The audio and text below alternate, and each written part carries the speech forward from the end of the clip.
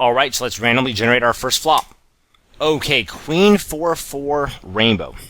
So this is a flop which is not going to hit us with a particularly lot of pairs. Luckily, the board was Queen High, which tends to hit us better than any other flop other than maybe Ace High. But it's still going to be quite a stretch to defend this many combos because we have such few very strong hands. So we have 201 combos total. We're going to multiply that by 0.7. And that gives us 141 combos. Alright, so this is a board where I think it's pretty clear we wouldn't want to value raise anything. We can already get all the money in by calling the flop and betting the turn in the river if our opponent checks to us.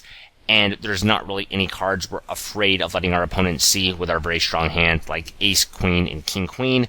It's not very often they're going to be outdrawn on the turn, so we don't need to value raise anything, and of course we won't bluff raise anything.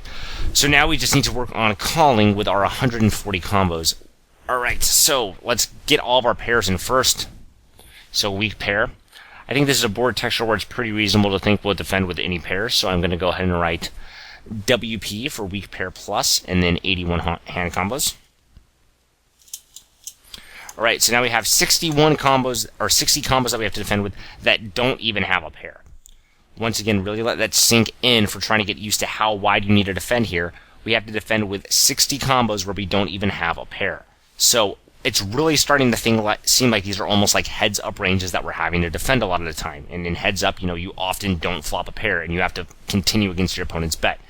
So, alright, so let's go ahead and start adding in hands. So we can add in Ace-Jack, that will be 16. We can add in Ace-10, that will be another 16. We can add in... and then I would, from here, start adding in like all the backdoor stuff. Ace-9 suited, that's going to be 3-hand combos. Ace-8 suited, that's going to be 3-hand combos. Once again, we're just calling with all the ones that have backdoor flush draws at first. Alright. So that's going to give us 81 plus 16, that's going to give us 97. 97 plus 16, that's going to give us 113. 113 plus 6, that gives us 119 plus 100. Alright, so this is going to be 128, I believe. I'll double check in a moment.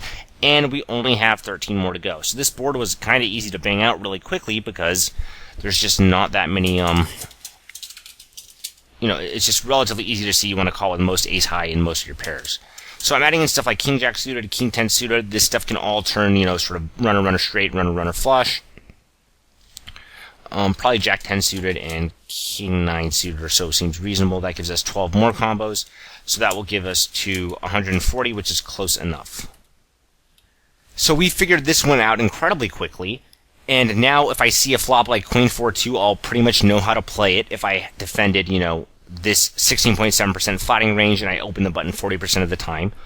But what I would do if I were, after I did a flop like this, one of the things that would pop into my head would be like, okay, how does this change if the board's jack high? So right now we have pocket pair below top pair is 40.3%, top pair is 22.4. How does that change if it's jack high?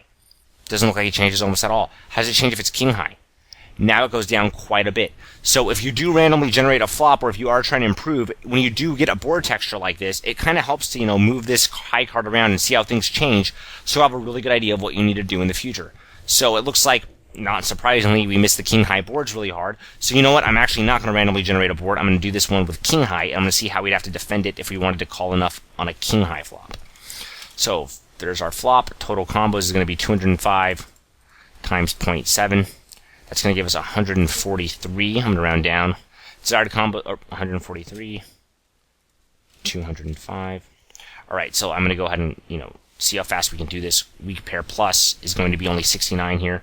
So call WP plus is going to be 69 hand combos. And rather than write them all out again, you can sort of just see, since we have 12 less top pair hands, we're probably going to have to call with, 12 more hand combos than this. Let's look. So, obviously some of the hands I'm moving over right now have a pair of kings, so we're going to take that out. But it would be something like, we get rid of this. And I'm going to pause for a second and see how much that is. So I just went ahead and quickly added in what I think would be our whole calling range here so we can move on. And it gave us 141 combos, so I'm 2 combos short, so you could add 2 more combos if you wanted. But for the most part, I added in 16 ace-queen, so now we have 48 sort of high card off-suited hands, whereas before we had 32. And I realize some of these are going to be suited, but most aren't. So we had to call significantly wider on a king high board. So when you are sort of working on your own ranges and figuring out how to defend certain board textures, if you are randomly generating them, don't be afraid to stop randomly generating them and make a board texture which is going to, help you connect the flop or the turn or the river you just sort of figured out.